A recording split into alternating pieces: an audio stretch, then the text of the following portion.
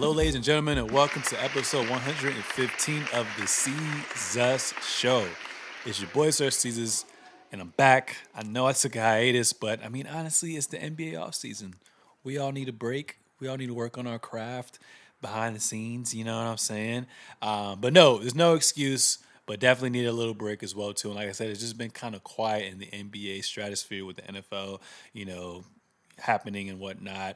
I thought it would be beneficial to share a fire ass episode featuring Trade XXIV and myself for episode 115. So I normally, like to rehash 114. 114 was pretty straightforward. Trade XXIV and myself talked about major acquisitions and whatnot as well too. But today, there's some topics that kind of came about the last week or so, plus topics we just kind of wanted to create on our own. So I hope you guys enjoy this episode. So without further ado, let's get into it. Ladies and gentlemen, make some noise for my boy, my co-host, Trey Day XXIV. What it do, baby? Let's get it. You already know what's going on. What's up, everybody? It's your boy Trey Day all day coming to you live from Kids Next Door Moonbase. You already know from the other side of town where it rains. And Seawell is on the other side of town where it never rains. You already know what's going on, man. What's good, Sir Seezus? What's going on with you? I'm doing great, man. Been a little up and down, but I feel pretty good. I don't know. Lately, I just been kind of unmotivated to just tap into my creative realm. But I'm using today as a stepping stone. Like, yo, it's been a while since I recorded a podcast. We've recorded a podcast. I kind of felt Yeah. like I felt kind of stuck in a sense as well too. So I was like, well, let me get to the old stomping grounds of where we release weekly by weekly. It just feels like within the NBA context, like it's been very very slow. Obviously, NFL is kind of taking over, and I was just kind of searching for topics to kind of utilize or just bring into fruition. But I was just like, all right, took a little hiatus. Let's get back to it. You know what I'm saying? There's Yeah. always something to talk about. There's no excuse, but it's been pretty damn dry, I have to say as well too. But I'm doing good, man. It's always a blessing to be on with you as well too, where we talk basketball and I get your philosophical takes from time to time as well too. So I love that. And I got the whiz on right there. Yes, sir. Yes, sir. And I don't think I was with you when I got the tattoo. Let me see. I don't know if you can see it fully. Let me Oh, see. wow. Yeah, That's right tough. there. So there's a heartbeat. That Mom Dukes. Yeah, heartbeat. I can't turn my hand all the way on the other side, but it's That's CKS, crazy. Christine Sharp. So for me, it's always never give up on what you love and who you love, no matter what. So that's like my little first tattoo. So that was pretty dope. Definitely want more in the future. I don't know if I want Wow. I like didn't know it a was your half first a one. sleeve or full sleeve or just kind of all throughout, but we'll see how that goes and whatnot, man. But Yeah. enough of me. How are you doing? Check in with you. Man, I'm doing all right, man. Granted the opportunity to rest by God, by the Creator. I just granted the opportunity to rest for a second, and my rest is just a little bit different. Like when I get down to like battle game mode, you know what I'm saying? I really like lock in, and I've been locked in the last couple of weeks, just trying to make some stuff shake. And got a call yesterday, and I kind of was able to relax a little bit. So I got little bit more time to like plan and really do some stuff a little bit more accurately, more strategic. I can't even talk. Strategic, all right, in a couple of ways. So it was such a blessing to even get that ring for that, and I'll explain more of that off camera. But yeah, man. Other than that, bro, I've just been trying to search for fulfillment, man. And Fulfillment. I like that. and it's funny because I prepared a number of topics to talk about because I didn't know if this was going to be the episode where you wanted to go one way or the other Uh, way. So I just prepared like another number of stuff to talk about. I can spitball and those kind of have a kind of conversational piece. But even just to like dive into it a little bit, just a little bit, and we'll get into the highest topics in the NBA. You already know what we're doing. But just to start off with, it's just in finding that purpose, kind of limiting other stuff that sometimes you felt like you had to be pulled to, simply because that was the environment you were in, or that's what kind of the way the pattern you were built. So lately, like really my life has kind of been just like shaving off on purpose. Like me and Manny actually call it just like the plateau. Like you the plateau where I was at, stuff like that. It's like there's so many other things we're like inundated with, and it's like like why does this kind of feel empty, and why does this feel like this feel like this? It's like I don't really know why I am in this space. In a social setting, it might be hella awkward sometimes. But he's like, some people are trying to stunt, some people are trying to boom, boom, boom. But you're just like, man, I don't even kind of need to be here because I kind of want to walk in this kind of light alone. It kind of feels like that. And going back to your, kind of thing about, kind of being up and down, trying to get back into that creative space. I had some thoughts about just expression a while ago, and just about how it was super important for everybody to have like an outlet in that. And I was kind of just saying specifically, I was like, yeah, I'm like black men, you know what I'm saying? And not to be patriarchal, because black people of color, everybody needs their space. I'm not trying to be exclusivity, but me being a black man, kind of understanding black men as much as I can, because I am a black man. I was like, man, like that space for expression is like it's everything. You know what I'm saying? Because sometimes, like, what do? With all the pent up, some people put it into anger. They could channel it into, whether it be good or bad things. But what if I have a space for expression? A space for art, a space for, hey, this is something that I created, and you can interpret it however you like to interpret it. But this is something I created.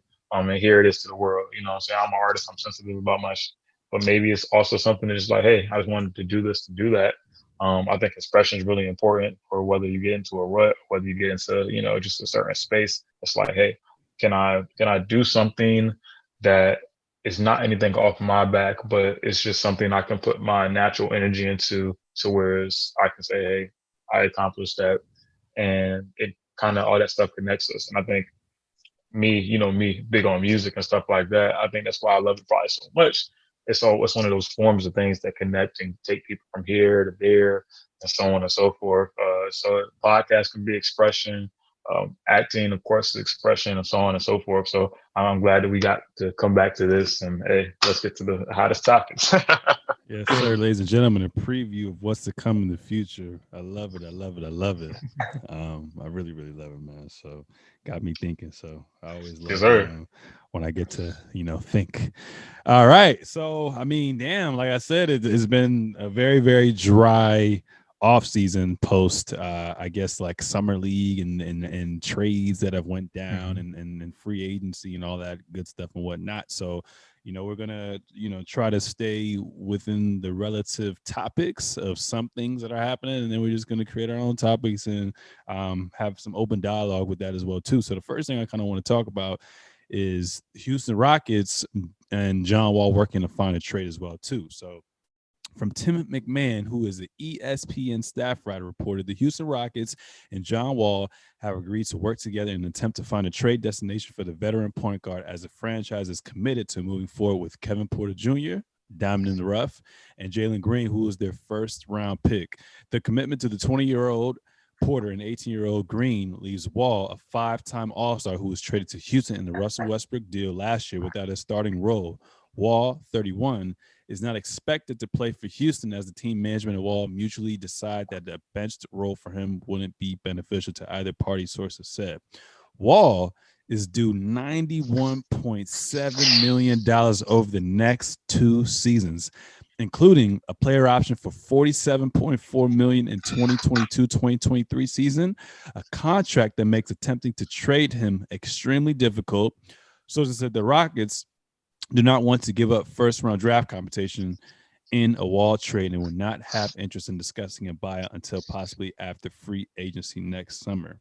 Wall has been limited to 113 games over the last 4 seasons due to a series of significant injuries, including an Achilles tendon tear that sidelined him for the entire 2019-20 season, the final year with the Washington Wizards. Wall averaged 20.6 points, 6.9 assists in 40 games for the Rockets last season. Wow. So, trade day XXIV. Yes, sir. Obviously we have some, we some people follow teams, some people follow players. Obviously I do a little bit of both, and some people have that local support. So with us being from essentially the DMV area, in a sense, the team that we gravitate towards is the Washington Wizards. So obviously our hometown hero would be John Wall, Bradley Beal, and those boys as well too, people who've been groomed up from there. What are your thoughts on the situation as well too, if you're John Wall? Do you see yourself sitting out? Do you see yourself demanding a trade or a buyout? What is your thought process as John Wall, the basketball player? John Wall, a basketball player. I think I was watching an interview with him and Gilbert a while ago. And maybe it was a little bit of an older interview, into kind of 2021, like 2021. But um, just talking about how he's played on so many injuries lately and how he hasn't, always been his full strength self. So it's one of those things where we've seen the best of John Wall, but we might have not also seen the best of John Wall if I'm sitting and I'm John Wall myself. It's like, yo, I've hooped, I did this, that, and the third. But for the last 5 years, which is damn near a lot of his prime, he had what, 2, maybe 3 years left in his prime, maybe. If we go by relative averages of prime. I've been injured for the most of it. I've sat out with a freaking Achilles. I sat out with a knee, so on and so forth. And I've sat through tumultuous uh, Wizards Wizards performances, and I've sat in and been when we got beat by Cleveland because LeBron James was had his hand like Thanos over the East. And if I'm saying him, I'm betting on myself, that I'm not trying to sit behind some rookies and maybe make the playoffs in 2 or 3 years because I don't have 2 or 3 years. I need it right now. I need to at least be on a 8 seed at least, So I think being John Wall right now, you're trying to get up and get out. You see the landscape. They drafted two guards that are clearly around his space. Clearly, and that was one of those things like, oh, should he play with them, whatever like that. It's like, no, we're trying to develop that talent, and we're thinking of a player like John Wall. They're trying to groom them to be John Wall like. So, and I think the way the game's changing too, you're sitting there and you're feeling like, yo, I got I could probably play till I'm 36, 37, you know what I'm saying? And, make a difference if I'm healthy. So maybe the added time from him waiting, maybe mid-season trade or however it works out, maybe, it just gives him time to even stay healthy and be a good product and stuff like that. Um, but the biggest thing is like these young guys are coming up fast and, people are not waiting for like, oh, you're gonna sit a few years behind this person. It's like, no, it's like now we have them, might as well go out and play. And John Wall doesn't have that luxury anymore where it's like, hey, I can, hoop the Rockets. And to be honest, it's been a tough get out in Houston. You get traded, but you kind of get traded into the middle of nowhere. James Harden doesn't want to play there anymore. He's ready to go hoop with his mans in Brooklyn. And then you play that season, injury bug. You guys are not that great. The organization kind of sees what it will kind of be like trying to build around you at this age, and they say, hey, we're going to go a different direction, regardless of whose fault and whoever who feels that way, so on and so forth. So you're going in different. You just all right now. Let me decide to go and get over here. What do you do? What do you do? I have a major contract. I took big money in Washington. That's followed me to Houston. Now it's not the place for me anymore. Who's going to take my contract? A lot of times those are not going to be the teams that are playoff eligible. So you're just trying to find the best spot for you to, do what you need to do, or maybe somebody that has cap space. And who would that be? And are they willing to bet on a John Wall that has been injury prone in the future? So I think one thing is the biggest thing is protect my body so I can play until I'm 35, 36, keep supporting my family.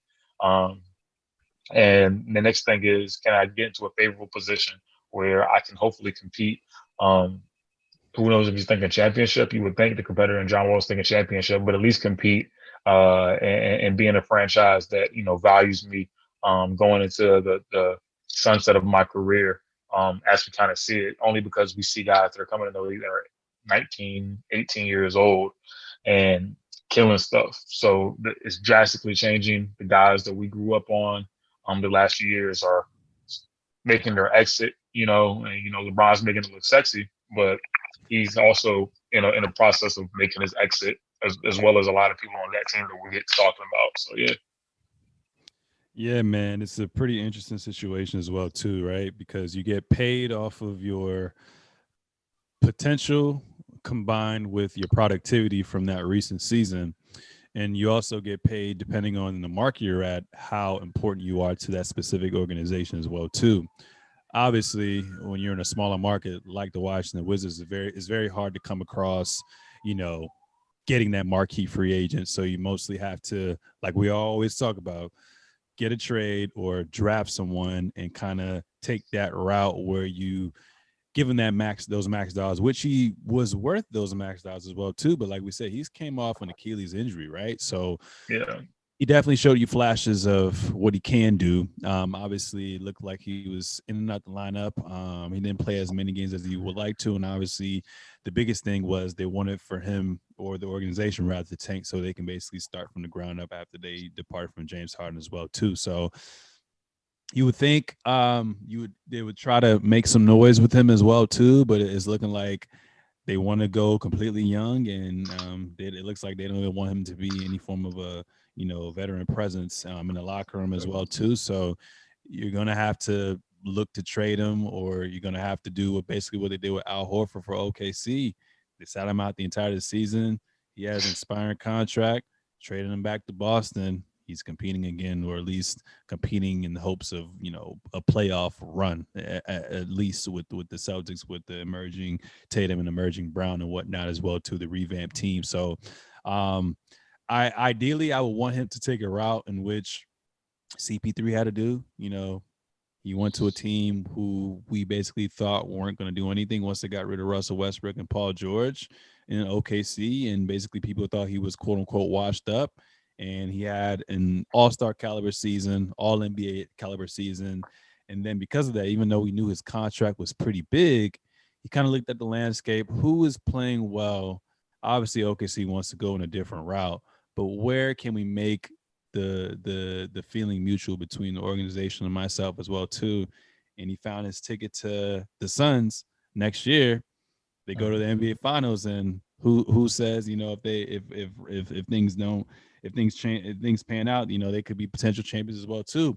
Russell Westbrook left the Houston Rockets, got traded to the Washington Wizards, kind of matched John Wall's contract. We didn't really know what to expect. Obviously, they got hit with COVID and whatnot, and it just took a while for them to gel. Once they finally gelled, Russell Westbrook and Bradley Beal, more so on Russell Westbrook's hand, from Russell Westbrook's standpoint, he was able to get them to, playoff contention. Got yeah, excited first year doing playing games. Everyone was always tuning in and whatnot as well too. And because of that, he was able to catapult himself into a win now situation with the Lakers, and now they're a part of a super team with LeBron James and Anthony Davis as well too. So it can definitely work, but I feel like we have to see him play right now for him to even get traded, because right now he's making a lot of money. Right now he's come off that injury. Right now we're stressing shooting so much, the intangible so much, that a lot I can see why some teams wouldn't want to, get for John Wall. Now, let's say if John Wall made 30 to 37 million, he would get traded just like that, because there's yeah, so many yeah, teams that can use him right now that I can think of yeah, in my hand right now. Jamal Murray's out.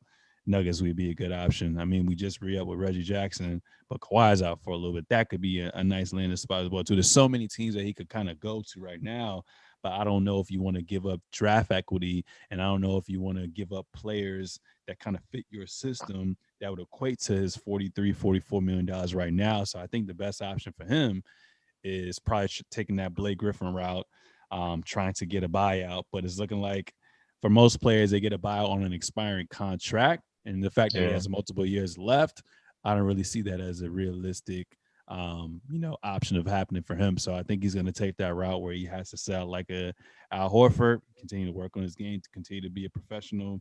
And then next season, going into the off season, probably finally get a trade if someone wants to bite that bullet just for that year as well too. Will it be a competitive team? I don't know, because most competitive teams disperse their money in the sense where you have as much time around your star or star players as much as possible. So Hmm. it's just going to be one of those things where we're going to have to continue to wait. But I would love for John Wall to be in an environment where he actually has a chance to showcase his full capabilities on the biggest stage, which is the NBA playoffs, and even the bigger stage eventually with the NBA finals as well too. To answer your question, to answer our question as well too.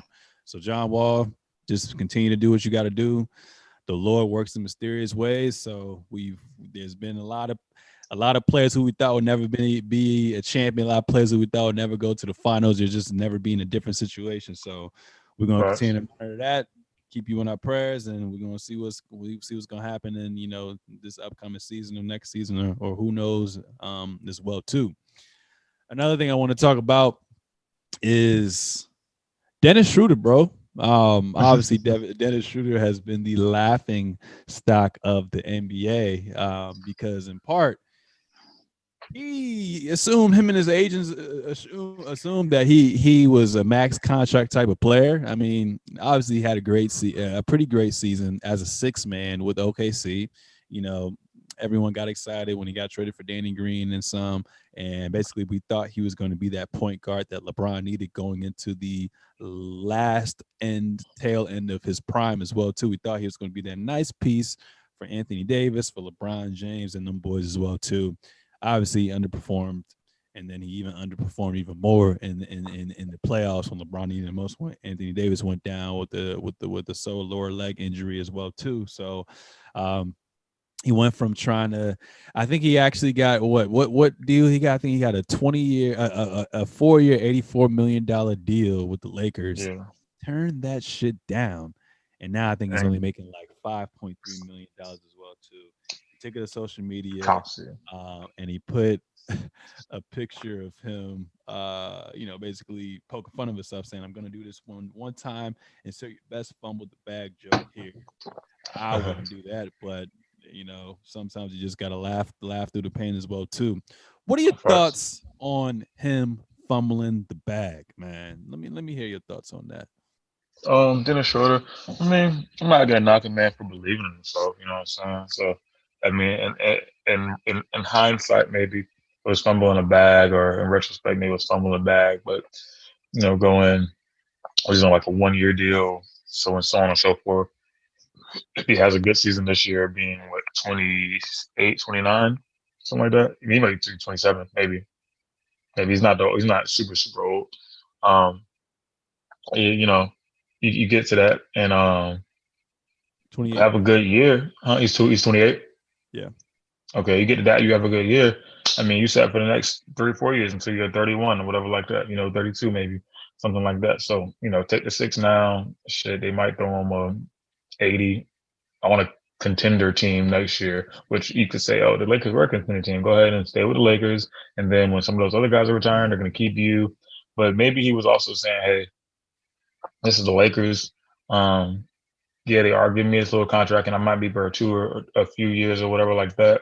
Um, but I know how Rob Palinka works, and if I underperform, then I'm going to be right out of here on the next train anyway, and that could put me in a longer drought in my career. So maybe it was more realistic, whoever he was talking to take that and find a re up on the back end rather than say, hey, I'm gonna have another season like this after I get signed for that 4 year deal. But then they're gonna freaking probably sit me and then get me out of here. Looking at how kind of how that little conglomerate of agents and sometimes clutch sports kind of work over there. They can get you out of there real fast because we saw kind of a Montrezl Harrell kind of thing happen. And he's like, oh, we probably gonna be playing for the Lakers, so on and so forth.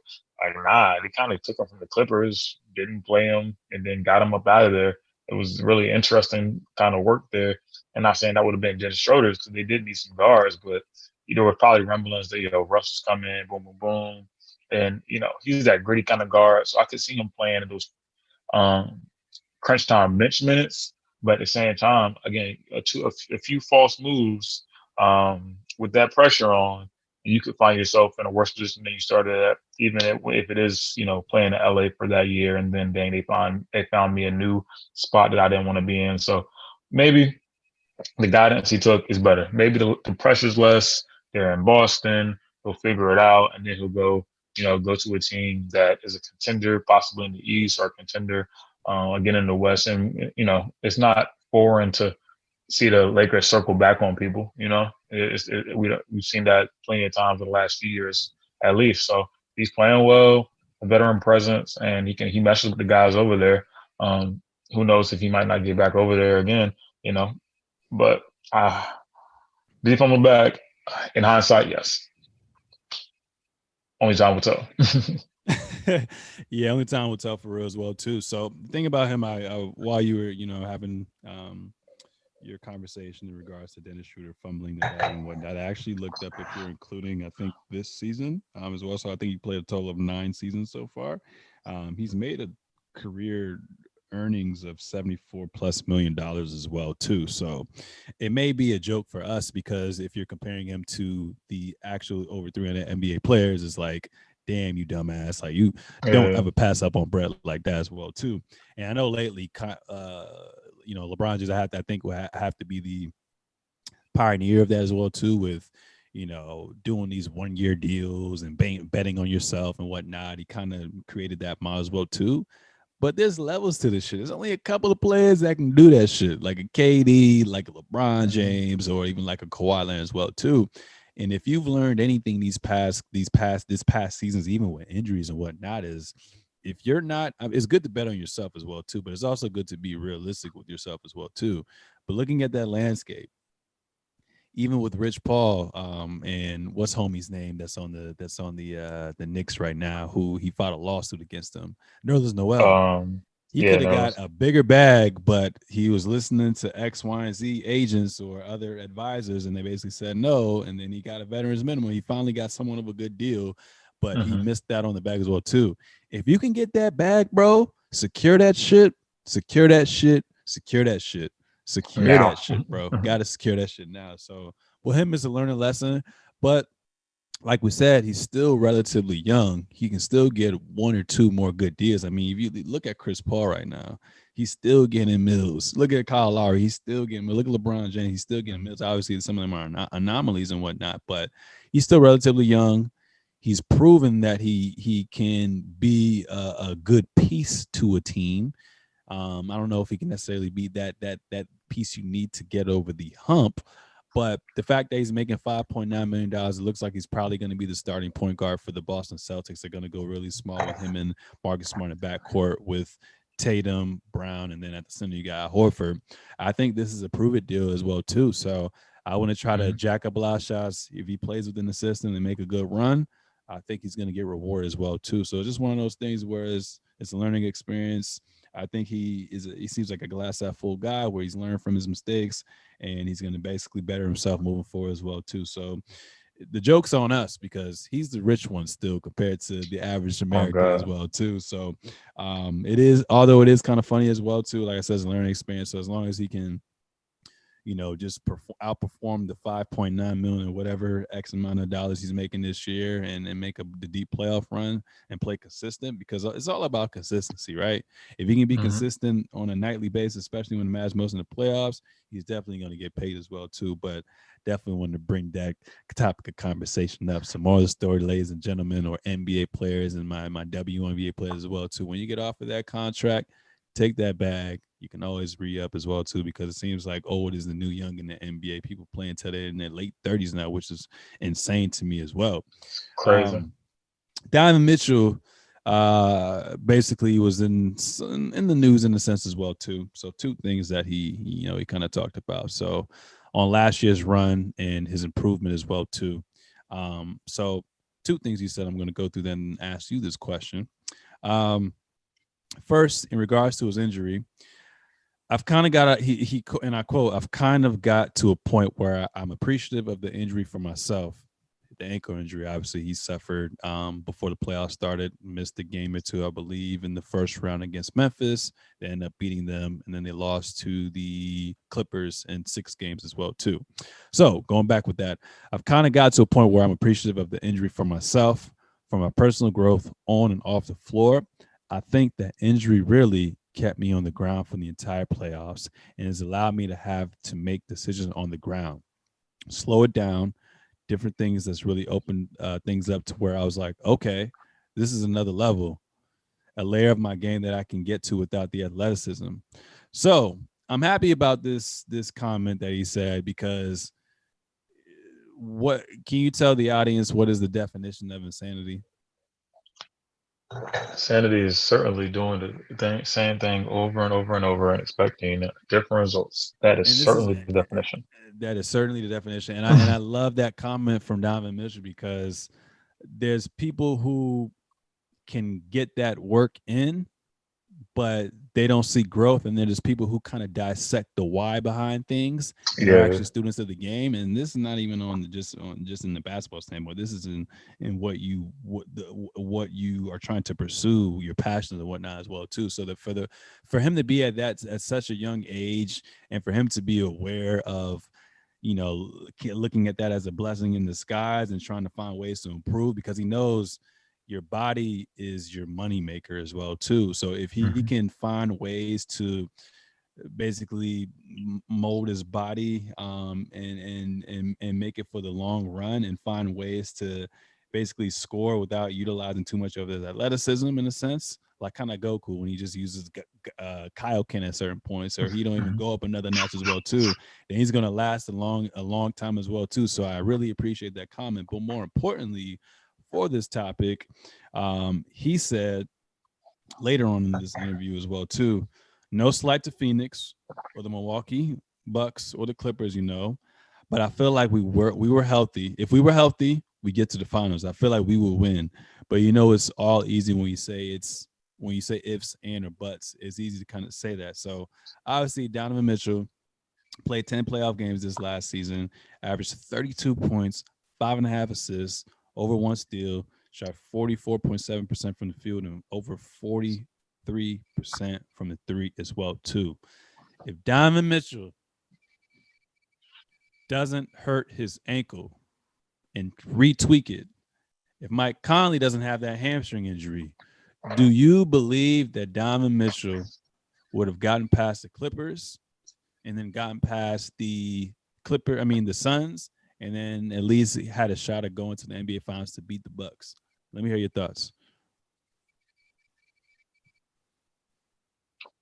Mm, the Clippers would have been a tough one. The Suns play really, really, really good defense too. So that was the Western Conference Finals matchup. It was Clippers and Suns. The Clippers would have been a tough one regardless, but they didn't have Kawhi. Had a little bit more size inside. But what we saw was that was that game where Rudy Gobert got roasted by the kid on the Suns. He got absolutely roasted. So he kind of pulled him out, and he was just cooking him in that last final game. Um,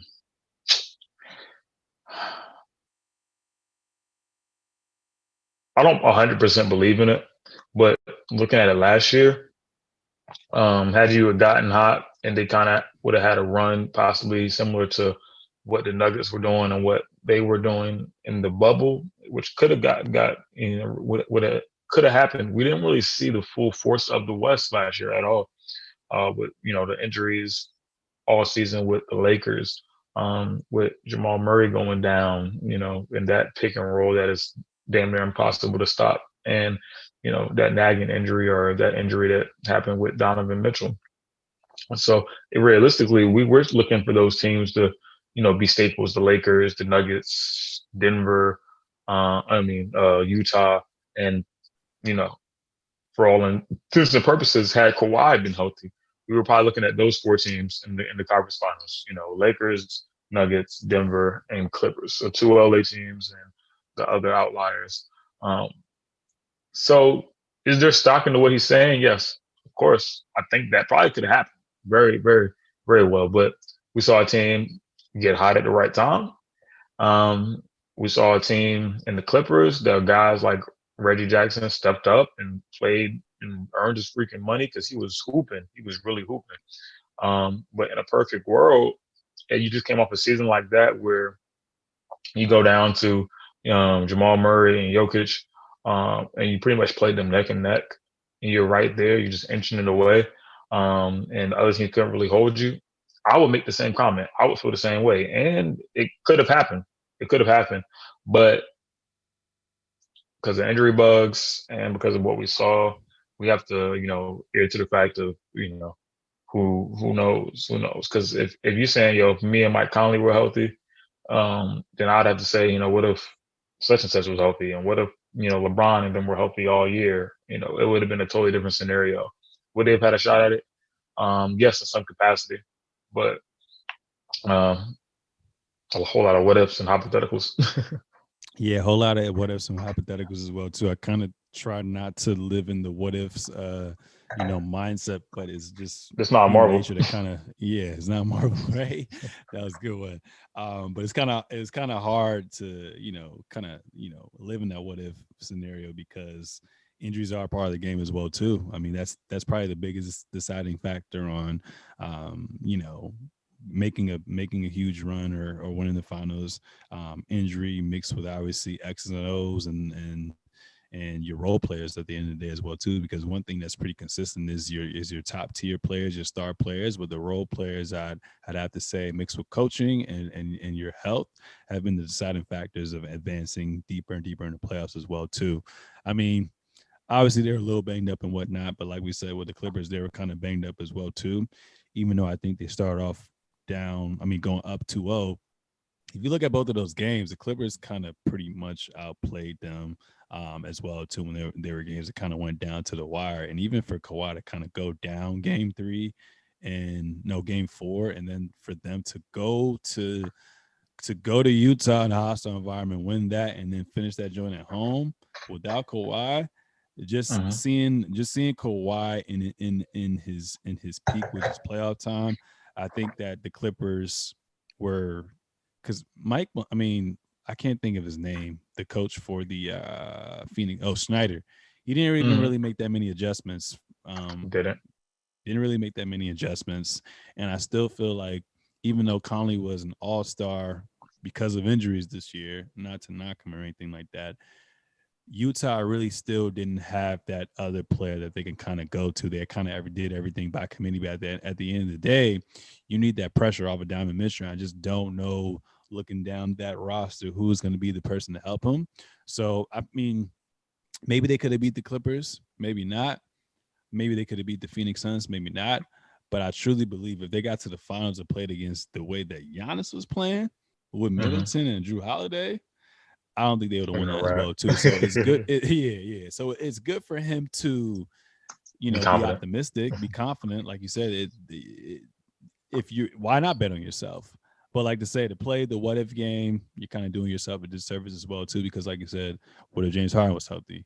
What if Kevin Durant never goes down? What if Giannis never gets fully healthy? What if Trey Young doesn't get that bone bruise? What if LeBron James at 80? Like anything could have happened, you know what I'm saying? So you just kind of have to Hmm. take it for what it is and whatnot as well too. But I do love the optimism, and I do think that next year, even though we are creating this scenario that is going to be Nets Lakers, Nets Lakers, Nets Lakers, I still think that they're going to be one of those hard outs, and depending on what seedings are going to look like, they can still make a deep playoff run and potentially get to the finals as well too. So I don't knock them on that decision, but realistically, hell no, y'all, you won't gonna get that as well too. You definitely won't gonna get that. Moving on from there, Carmelo Anthony has just released a book, which I'm probably going to try to cop within a week or two because I've become a fan of not even just self care books, but just memoirs of NBA players. So one of my favorites is obviously Mamba Mentality. My other one is Andre Iguodala, The Sixth Man as well too. And Melo came out with a book called Where Tomorrows Aren't Promised, a memoir of survival and hope as well too. There's a description about it. I just want to kind of bring it to light. Um, from iconic NBA All-Star Carmelo Anthony comes a raw and inspirational memoir about growing up in the housing projects of Red Hook in Baltimore, a brutal world where tomorrows aren't promised. For a long time, Melo wasn't any larger than the view of the hoopers and hustlers he watched from the side window of his family's first floor project apartment in Red Hook, Brooklyn. He couldn't dream any bigger than emulating his older brothers and cousins, much less going on to become a basketball champion on the world stage.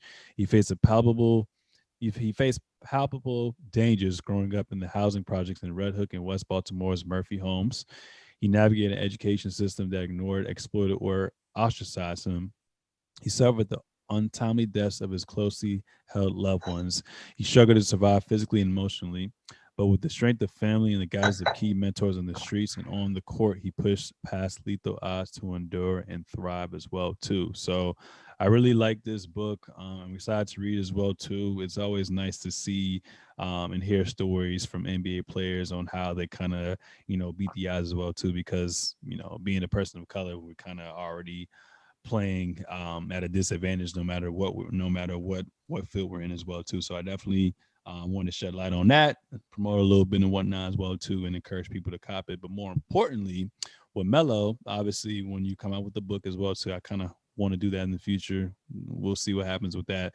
You have your press runs as well too, so one on ESPN and other, different shows, and kind of like I said, hyped up his book and whatnot because it did release at either this week or early last week. I can't really remember right now. But Stephen A. Smith on ESPN First Take asked him, is this championship or bust as well too? And he said it's definitely championship bust with the caliber of players that we have and the age of where we're at and the stage where we're at as well too and whatnot. So I want to ask you, for the Los Angeles Lakers, Hollywood, prime time. You got Melo, you got Bron, you got Westbrook, you got AD, you got some nice vets, you got Dwight back, you got Ariza, you got all these players right here. Is this a championship or bust season for the Los Angeles Lakers? Yes. And why is that? Simple as that. I mean, you're Los Angeles Lakers. That's why you make those moves. That's why you're so aggressive in the offseason. That's why, your team is damn near not the same team that you made last year, other than like one or two, three key pieces. You know what I'm saying?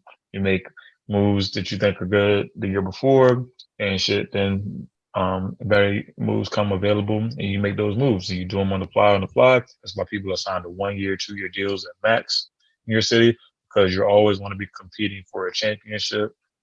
It's not, hey, we're going to build for the long term. We're a big market where we're producing, movie stars. We have to be a hot topic because um, if we're not a hot topic, there's other industries that are going to beat us out, and that can be, there's 1,001 things that happen on the Staples Center when we're not practicing, when we're not playing, and so on and so forth. We're competing with too many different industries for us not to be good, for us not to be producing a product that's quality. This is Hollywood. I got to put a show on. You know what I'm saying? So that's the mindset in LA. That's how it was before, how it will be after, and how it is now.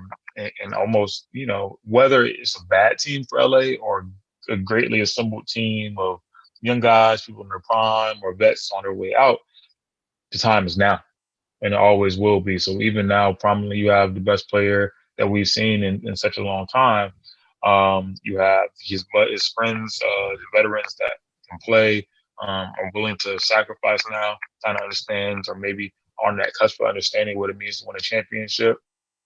Um, you sit there and you buy in, and that's why you go there. That's why you go there, because if not, they could have went anywhere else. They could have went anywhere else, but they came there to win a championship. So for a lot of guys, it is championship or bust.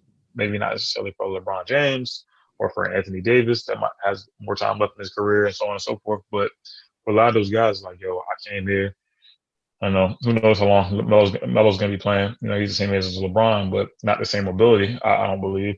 Who knows? Right? That's why you get in there, and that's why you say, hey, I'm going to the Lakers with LeBron, a guy that we can put some wins together in the regular season. We can get that 1 through 5 seed, and probably 4 and up. But after that, in playoffs, we're 0 to 30, and we're heads steam going towards the championship, going towards the finals, and figuring it out.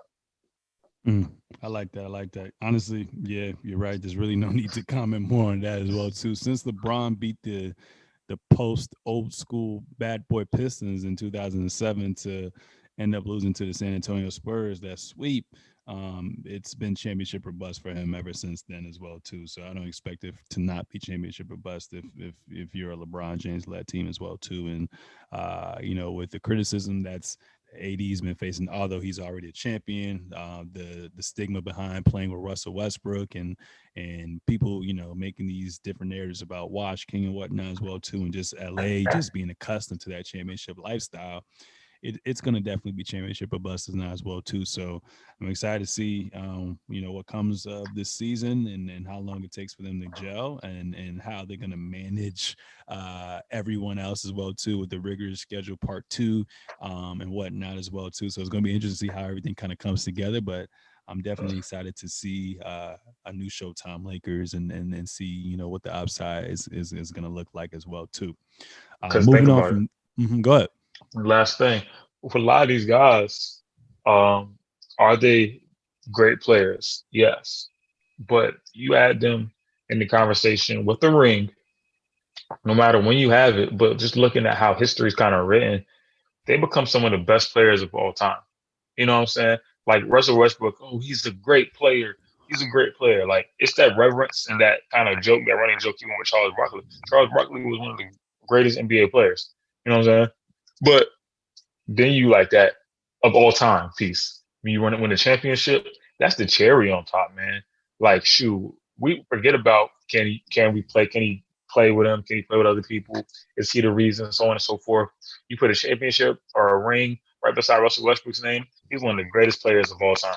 Triple double, averaging the floor. He won it later in his career. Cool, whoever, who cares? In 30 years, you know what I'm saying? Because you're not gonna really understand what this period meant. You know what I'm saying? Carmelo Anthony. Oh, he played with. No, he had he's the one of the best scorers other than KD the game has ever seen. One of the greatest of all time because he has that ring. We don't talk about them the same way if they don't have that ring. It's just how history works. It's how our human brains work. We're not gonna look back at this year and like, oh, wrong. Like, no.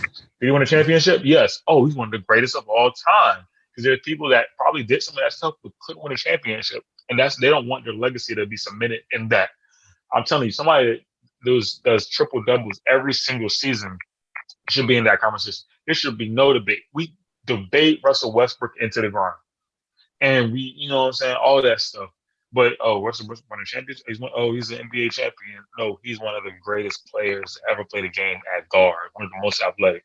You know what I'm saying? It changes the whole narrative. We don't even talk about is he a good teammate? Did he do this? No, he's an NBA champion and he did this. These are his stats for his career. He's a freaking bucket. You know what I'm saying? It changes everything. So Yeah, that's it. nah, That's all I I got. agree with you as well too, man. It don't mean that what Skype people say. Don't mean a thing if you don't got a ring. You know what I'm saying? Exactly. So Exactly. no, I definitely feel you on that end as well too. Um, the NBA came out with the announcement the other day that they're discussing a midseason tournament. So the NBA is discussing the possibility of having an in-season tournament in future seasons that would reward $1 million in prize to each player, according to the Athletic Shams Charania. Charania states the discussion was had at a competition committee called Monday. The idea would resemble a European-style in-season tournament to break up the regular season schedule a bit and teams the potential of winning another trophy aside from the NBA title and incentivize the players with an additional payday as well too. What are your thoughts on the potential of having a mid-season tournament? I think it boosts ratings, but at the same time, I don't think it's going to be great for the players. You already have a long season as it goes. I mean, who's going to buy into that? I mean, it might be one of those teams like I could see like a Charlotte winning that. You know what I'm saying?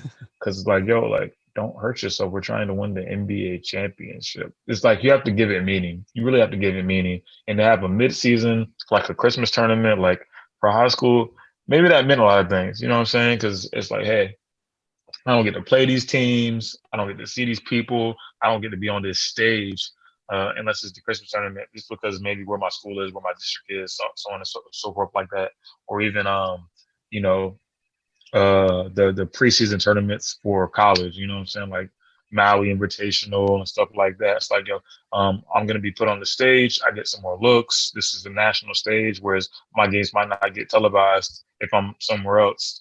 But maybe they'll see me. Maybe they'll see me if we win our conference and I go to NCAA.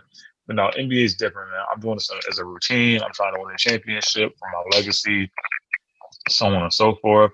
And it's going to incentivize the teams in the smaller markets to get in and like, hey, let's win this game. Well, I'll have a million more dollars. But if I'm like the Lakers or something like that, we old shoot, hey, young boys, go out there, y'all play. Hey, put LeBron is questionable. Put Carmelo is questionable. Put Russell Westbrook is hamstring. Cool. Go do y'all do y'all thing. You know what I'm saying? We going to Bahamas real quick. We'll be back. Banana boat guys type shit. Um, I just don't see it being enticing to the made men. It's not one of those things. Do I like it? Yeah, it gives us more basketball. But I feel like it's more of a young guys thing. What they should do is they should do a like mid-season like G League thing, or bring some like overseas guys and such like that. Like they should have like almost a mid-season like TBT type tournament, where it's like, hey, we'll have the G League teams, and then we'll have one foreign team or a team made of foreign players and so on and so forth like that, to where we can see like a little bit more exciting competition, and guys that we don't know or guys that we followed and they're taking that gap year or that ignite team such and such or like that. But I just don't think the motivation is going to be there for the veterans and the real people that are going to be here in late June or mid June. You know what I'm saying? Yeah, like I get what they're doing. Like you said, it's more so to boost the ratings, and expand the game from a global standpoint as well too. So I get that as well, and I guess they're trying to kind of take the model of soccer and how they have like numerous cups, even though they're playing for their league, and then there's also like the prize possession, like the Champions League and whatnot as well too. But I feel like with the NBA, with us being such a small, I don't know how to say it, but We're a we only have small population of, we're we're a not we're not small, as yeah, grandiose as soccer. You know, yeah, exactly. So we're a small population, and I think we've all these years we've glorified the NBA championship. I don't want them to kind of taint that, one, and then two, like you said, it's not made for the made men. It's made for these younger players who are trying to prove themselves as well too. So I don't really see top tier players kind of playing for that when you risk, you know, your blood, sweat, and tears all off season, all regular season to propel yourself to get into the playoff mode as well too. So I think that's kind of dumb to me. I mean, if they want to do something where it's like, all right, instead of 82 games, we're just going to have 72 games like we did last year. But out of those 72 games, you're really only going to have like 60 regular season games, and then we're going to use these games to do the tournament. I can see them kind of reverse engineering that as well too, but I kind of agree yeah. with you at all points. There's really no point, and we should find an alternative route as well too, because I do think that kind of taints the championship as well too. And like, where are you going to put this? Oh, he was a 5-time champion and one time in mid-season tournament champ. Like, who cares about that? That's just kind of dumb to me. So, uh, Yeah, knowing Adam Silver, we already had a playing tournament. I think that's good enough. You know what I'm saying? Let's exactly. not Don't keep overdo it. changing. I'm a progressive person, but there's certain things that shouldn't be messed with as well. So I feel like that's not one of the things that should be messed with as well. Yeah. Um, Obviously with Ben Simmons, man, there's been rumors that he's going to potentially sit out this season. He may be holding out. We don't really know what's going on. We've seen At some this point, you should off-season just play. footage. At this point, he should Sorry. just play, right? At this point, he should definitely just play. So they've come up with numbers, right? And they basically said, if Ben Simmons holds out, what are the ramifications? One, they're saying a player who fails to render services can be fined up to 1/145th his base salary for every day missed. So that means that Simmons could forfeit $227,000 plus for every practice and game missed if enforced by 76ers as well too. So I Wow. think they're doing 82 games this year. That's 227, 613 times 82, $18 million he could definitely miss out on as well too. That's I'm all crazy. about getting my bread. Ain't nobody touching my money unless I'm doing that buy when you take a little percentage back. Ain't nobody touching my hard-earned money. So regardless, I'm gonna motherfucking play. I'm gonna motherfucking soak it up. We already know, like, we think you're great, bro. All of us think you're great. Obviously, we be making jokes and whatnot as well too, but it's because how great we know you can be as well too. But Once you get go over hoop. this little hurdle, go You know hoop. what I'm Once you get over saying? this little hurdle, you're gonna be fine. Like you're gonna get. You're so great that you're gonna always get criticized, no matter what you do as well too. It means that But you're kind of doing something right, but obviously he's not quite doing everything right in a sense as well yeah, too. But I think with him, go out and play, turn off social media. Obviously, you're gonna hear some shit for every arena that you go to if you're out in the street and whatnot as well too. But if you can get over that hump and not care what people think and kind of find this root cause of why you want to do this or why this is hindering you, I think you can still be one of the best players as well too, man. So it's just a matter I think about he's believing in yourself. But what are your yeah. thoughts on the whole Ben Simmons situation? You think he should play? You think he's gonna play? You think he's gonna get traded by before training camp during midseason? Like, what's your whole thought process behind all this? Well, I mean, I injected in, y'all know my thoughts already, but the thing is, it's I understand, man, about my pride. I want to stand on my word. I want to, have my feelings and let the feelings be my feelings. You know what I'm saying? I get that. There's me on a regular basis is very not egotistical. At least in the areas that I occupy. So it's like, yo, like, you know, do whatever, it's a business, whatever. And you're still on a contender team. Like, the Hawks got y'all last year, cool, whatever. But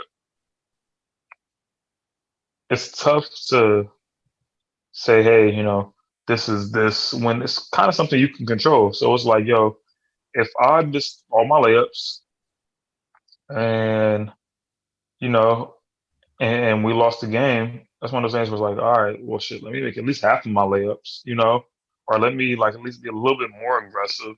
I don't think there's ever going to be a scenario where they're just like standing at the block and letting Ben Simmons just be all the way at the 3-point line, just wide open. What could we say? But I don't think there's ever going to be that kind of scenario. They might sag back, to like the free throw line or something like that. But it's like he can still affect a game. You can still make the right pass. You can still drive to a certain point and kick to a certain point. You can still get into the paint and go up. Like you guys were right there with the Hawks. They have some great games. They make Trace Young look like a superstar. Yes, but also Trey Young made himself look like a superstar. You know, so I think it's one of those things where it's like, yo, like decompress, breathe.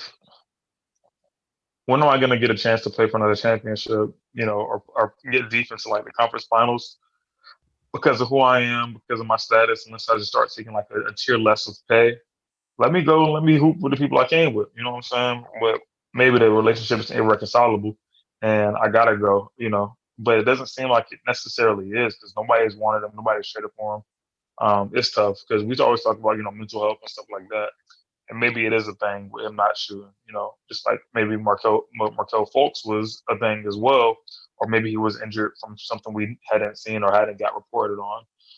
But if we're talking about mental, you know, that's one of those things, man. You can't force anybody to shoot. You can't, it's just not in his behavior. And you have to know that a pawn moves like a pawn, queen moves like a queen, and so on and so forth.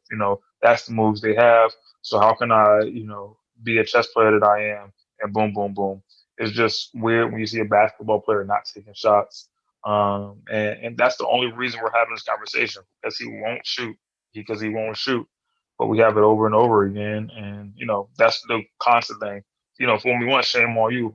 We talked about insanity earlier. You know, this is kind of insanity. So I'm not going to say, hey, all you got to do is shoot. Like, no, he's not going to shoot. We know this for a fact. That is reality. He is not going to shoot. So, with that information, what do we do? What do we do? So hey, I mean, I would love to see Ben Simmons play. I think he's a very good player, a great athlete, somebody that is going to be ushering in this new age of basketball. And, he's damn near a vet at this point, and our older vets are going to be retiring. So he's somebody we kind of want to see play, how he plays defense, um, how he facilitates, how he kind of gets to the basket because of his size and athleticism. He's a what 6'7", 8" point guard, if not taller. 6'10". Yeah. He's Magic Johnson. He's just not a shooter. So it's like, who, who, what we would be talking about, and who would we be comparing him to if he really, let that thing fly? Is a totally different dimension. But it is what it is, and you have to do it how you do it. The funny thing is, these teams are not taking him. It's like, yo, he's a 6'10" point guard. So like, is there a team with a lot of length that I can add him to, and so on. You know what? I knew. You know what'll happen. I think this year might happen. However it'll go, and then some team's gonna make a really quick deal for him. They're gonna get him for a steal. Like, I don't. It wouldn't be possibly like a Bucks. You know what I'm saying? But it could be, that kind of scenario, like a team like a Bucks or a team like kind of seeing like that. A team that might have been in contention a few years ago, and boom, just went and got him. It's like, oh shit, like, you know. So we'll see what happens. And sometimes you just need a drastic, life-changing event to kind of get that reality check within yourself to want to kind of change as well too. So I think a new environment would be great for him. And there's already the writing on the wall that's saying that he's not interested as well too. But regardless, I'm gonna be a professional and I'm not gonna pass up on $18 million. Fuck that. Yeah, Like, you're not taking my bread. I don't give a fuck. Unless they kind of figure right. out some John Wall shit where they're gonna pay him regardless if he sits out, like or how to do with Al Horford. But if y'all gonna dock me with my bread, nigga, I'm just gonna play like, and I'm gonna do what I gotta do because it's proven, at least in the regular season, he's nothing but a plus for them in all aspects. He generates the most threes for them. He's a running freight train. He's damn near like he can be like a LeBron James based player, but he does everything right, but he just doesn't want to shoot the motherfucking ball. So I'm taking that with Embiid any given day than having him not playing and be kind of just overutilizing his body and kind of running his body into the ground as well too. So if I'm the Defensive 76ers, aggressive. I play him. I treat him with the utmost respect. Try to find a good trade some down the line and hit that trade button because it clearly looks like he's not interested anymore as well too. So we'll see. But man, we talked about Marvel What If earlier. We need an NBA What If. What if Ben Simmons shoot the motherfucking ball, bro? Like they would Well, have they would have probably won the championship this year. No cap. They would have beat the that'd Bucks. be No. a crazy segment. NBA what ifs. What if Carmelo got drafted by the Pistons? What if AI won a championship? Oh, what if Kobe stayed in Charlotte? That'd be crazy. Yeah, that would That'd be be a kind of dope dope. series. That would be a dope ass series, honestly. Let me stop giving away But my IP. all right, all right. What if Derrick Rose never tore his ACL, bro? God damn. What if KD never left and ran it back one time with OKC, man? What if Kawhi never? There's so much shit we could talk about as well too. Yeah, We have an hey, animator right now and just kind they of could do a what animate if. it. That could go crazy. That would go dumb crazy, bro. What? Yeah. Just do a little What if sample. Jordan didn't take that year off? Ooh, would he have won 8 straight? Who knows, bro? I don't know, man. Yeah, Yeah, that would be kind of hard, man. We may have to archive that joint, man. We may have to exactly. archive. Somebody's gonna see it and take it though. Somebody gonna take that shit. We ain't no Yeah. motherfucking credit. Moving on No. from that, man. Other topics that I just kind of want to, throw out there as well too. We can make these short within. So Okay. I'll ask it. Give me your opinion. Why? Move on to the next one. In your opinion, who is most likely to win MVP this upcoming season and why? One player. Most valuable player this coming season. And why MVP of the league. Who won it last year? Joel Embiid. Nah, he missed too many games, so they gave it to Nikola Jokic. I could see like a Luka Doncic. This team, if they make the playoffs somehow, or no, they've been making the playoffs, but if they get a little bit further, just numbers he puts up, the kind of fandom he has, um, I could see somebody like Luka Doncic. So yeah. Luka Doncic is your answer. That's interesting as well too. I can definitely see that as well too, but I think that's going to depend on, like you said, their seating and then the level that Kristaps Porzingis can take as well too. Because for the most part, whenever you have an injury that kind of sidelines you and you're spending the offseason rehabbing instead of working on your game, we don't really see your progressions until you have that full season under you, and then also going into the next off season practicing. So with them having a new coach, um, with Porzingis, it looks like he was more so utilized as a spacer in the Rick Carlisle. So we're bringing in Jason Kidd with him actually finally being healthy now. I think we're going to see the Porzingis that we kind of saw earlier on in his career with the New York Knicks, and That'd also be in the crazy. bubble as well too. So if he can be that number two, uh, you know, co-star to Luka Doncic, because they didn't have a great offseason. They more so just re-upped on their role players. And I think they have a great shot if they can finish the top 3 seed. My pick, it will probably be Paul George. With what he did in the playoffs this past off season with Kawhi Leonard, knowing him, he likes to be fully healthy. I'm ruling out Kawhi Leonard playing this season, even if they go to the playoffs. I'm ruling playoffs. So Interesting.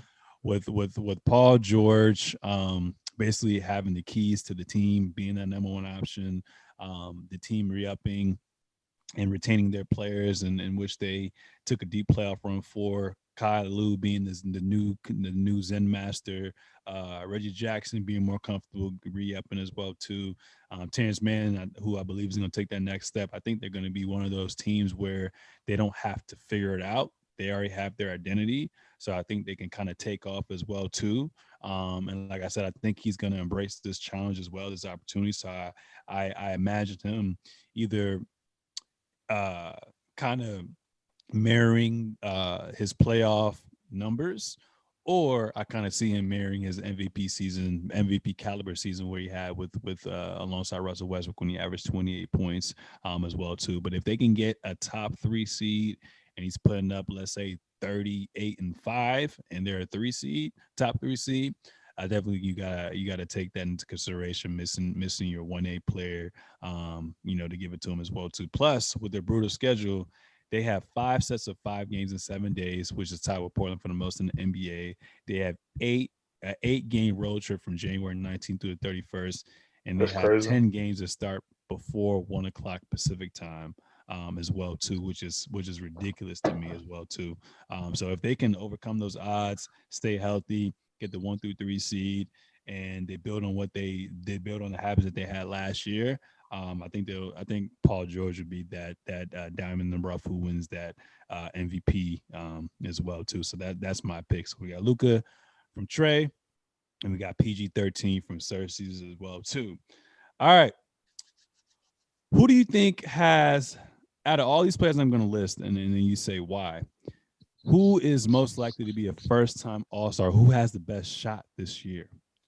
LaMelo Ball, DeAndre Ayton, De'Aaron Fox, Lonzo Ball, John Collins, John Morant, and why? Mm, John Collins. John Collins is on Atlanta, right? Yeah, No. Okay. LaMelo Ball, it's the star power, the constant media attention. He's their ticket in Charlotte. He's gonna be the reason that they are gonna get nationally televised games because LaMelo Ball is playing down there. And he's the person with. I mean, his brother's played in the pros a little bit longer. John Morant. It's just a situation in Memphis, and I think there's a lot of guys that kind of can do what he does. We might see him in like a skill challenge or something like that. But I mean, the thing is, not discounting from him, but the dunking doesn't really get you everywhere. I think he has to take his game to the next level if we are going to see him and as an all star. He's gonna have to get that team to the playoffs. I think it's Lamelo Ball. And I think it's Lamelo Ball simply because they're running it up. Hopefully nipping at the bid and maybe getting that eighth seed in the East, which that's a whole different conversation. If I had to list out 8 teams in the East, definitely with the revamped like Heat and stuff like that, like it gets kind of scary out there. And teams that are sometimes pretty consistent in the East, even though they might not be televised, and we might not see them all the time being in there. But I think Charlotte has to take that leap, and Lamelo Ball kind of does that kind of stuff unconsciously. He's a scorer, and they kind of they almost limited him a little bit last year. He had a few injuries and stuff like that. And right before the playoffs, he had hurt his hand or his finger or his wrist or something like that. So that even went into like that game spread. They probably would have moved that little notch to where they probably would have had a little bit more favorable terms in those playing games. So I think LaMelo Ball takes that lead. Lonzo was in a good position up in Chicago. Does that make him an All Star? No, I think with the votes and there's just a different kind of feeling and flashiness and commercialism that comes with Lonzo Ball. He's making literally the city of Charlotte a destination when it comes to playoff games that they haven't been for such a long time. Interesting.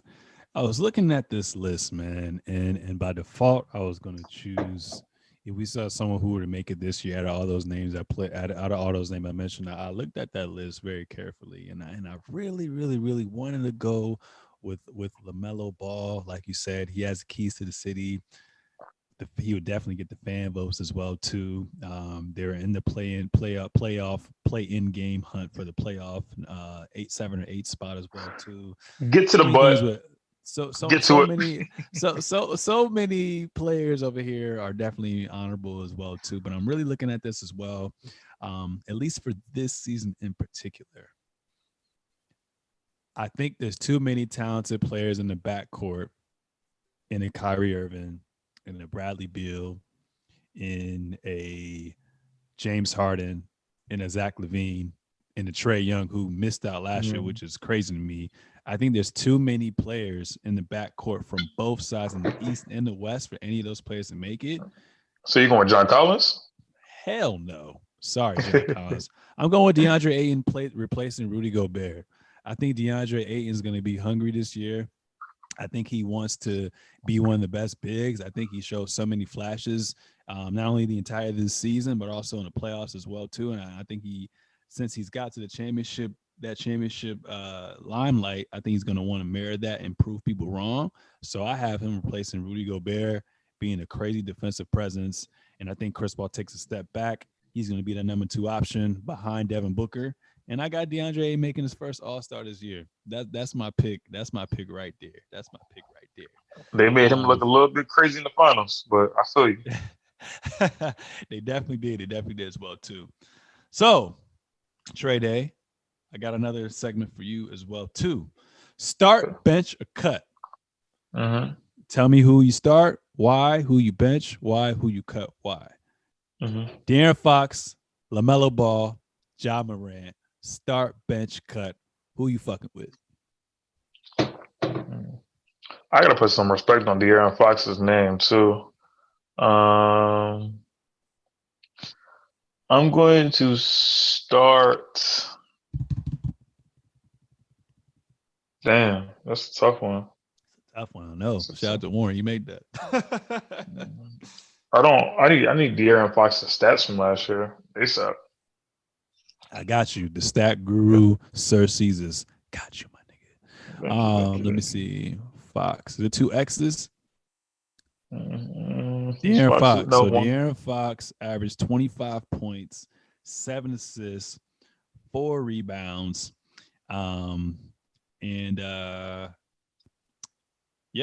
those were his stats. It's not a bad gig, man. It's not a bad gig at all. Shot 46% from the field as well, too. Well, actually, 48% from the field this year.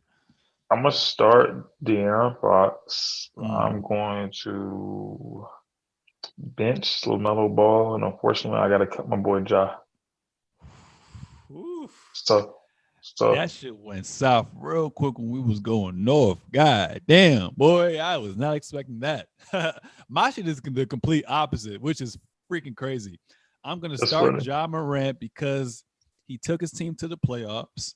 Obviously, it really depends on the kind of the team that's built around you, but he's kind of proven the last 2 years he has what it takes. Obviously, this is his first year, but I like proven.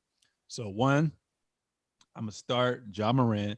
2, I'm gonna bench LaMelo Ball from the upside, and 3, although we got to put respect on De'Aaron Fox's name, You're in Sacramento, so it's kind of like when KD was sitting down with Bron and they were trying to pick teams for Team Bron versus Team Durant. They were like, "Who plays with Utah on 2K? Who picks Who Utah? plays with Who Sacramento? picks Sacramento, bro?" So by default, sorry, De'Aaron Fox, you got to be poofing and He gone. got to Whoever get your out man's of the at. Kings, though. He needs to get out of there. That would be crazy if he can get out of there. So we actually see who he is. Right? I want to see who he is. Could that be for Ben Simmons? We don't know, man. There's so many I would moving like pieces. that. That would be Shooting crazy. 46%. That's kind of crazy. That's efficient. And he may not be the best 3-point shooter. I think he shot 31, 32% this year, but he's a willing shooter. You know what I'm saying? And if you look at his numbers from his rookie year to now, people thought it's crazy. He should have been the one drafted to the Los Angeles Lakers as opposed to Lonzo Ball, which is crazy. But Hmm. it probably wouldn't have worked out anyways because you wouldn't have gotten AD unless AD wants to play one more year and then be a free agent. Go over there, X, Y, and Z. Another what if scenario, right? What if Lonzo Ball didn't get drafted and De'Aaron Fox did as well too? I'm Man, we got saying, let's money make some right money. there. God Let's make damn. some money. I'm about to talk about that on the side. Um, Great. Now this one was so tough to me. Obviously, we posted on the page yesterday as well too. I may change my answer, but I want to hear yours first. Start, bench, or cut? Brandon Ingram, Chris Middleton, Jaylen Brown. Tell me your thoughts, man.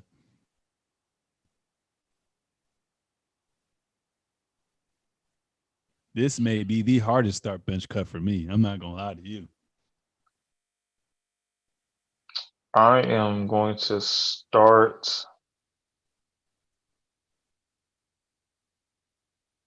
Damn. Okay. All right. I'm gonna Oof. start. Woo, drum roll. I'm Hold up, gonna. drum roll, drum roll, drum roll. Okay. All Go right. ahead. What you got? I'm gonna start Brandon Ingram. Oof. I'm gonna bench because he's gonna come off the bench and go crazy. And these two are pretty interchangeable. Honestly, if I had to give my best answer, I would start. You said Paul Millsap. No, Who did you no, say? no, no, no. Brandon Ingram, Chris Middleton, Jaylen Brown. Mm, yeah, I would start Chris Middleton. Am I thinking about the same person? I'm losing it now. Chris Chris Middleton is Middleton, on Bucks, Bucks, Bucks, Bucks. Bucks. Bucks tall forward that he can score in droves on the much, right? Yeah, I'm gonna start Chris Middleton. I'm going to bench.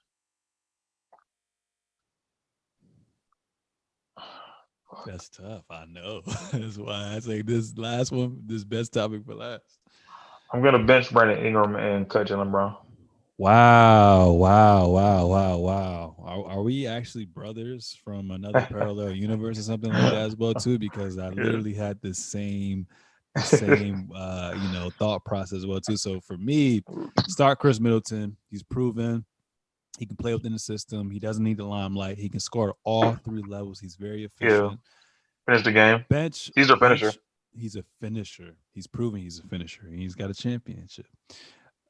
Bench Brandon Ingram. I was so torn going back and forth. Like I really like Jaylen Brown, but I feel like Brandon Ingram has more proven. And why I picked Brandon Ingram a little bit more is because he's more dynamic as a playmaker, and I want to take that playmaking capabilities because Jaylen Brown hasn't learned that yet.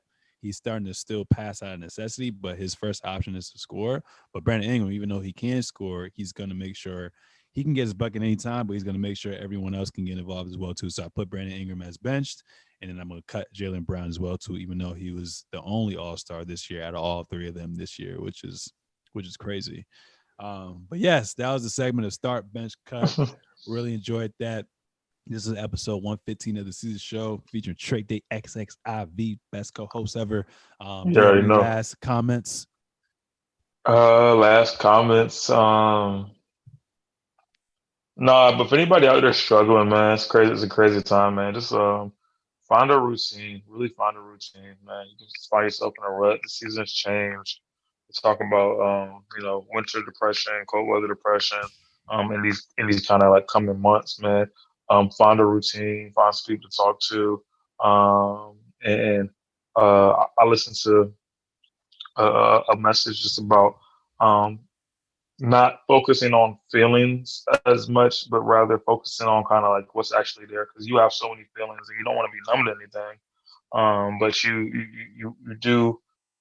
you don't want to be on that roller coaster of a ride. So understand your feelings for what they are, but focus on kind of things that are at hand, but also be more organic as well. Find healthy people to be around. Get a healthy routine, and find some outlets like I was talking about earlier in the show. And let's take this thing on together. It's not easy times. Who knows if the times are going to be easier? Let's remain optimistic. But as these months get a little bit colder, a little bit darker, reach out to somebody, talk to somebody, surround yourself in healthy space, get that 30 minutes to an hour of sunlight each day, and really stay down. You're not alone in any of these processes. You know, again, the biggest thing is reach out, reach out, reach out, reach out. Um, and seek that community, seek that person, those people that put a smile on your face, that thing that puts a smile on your face.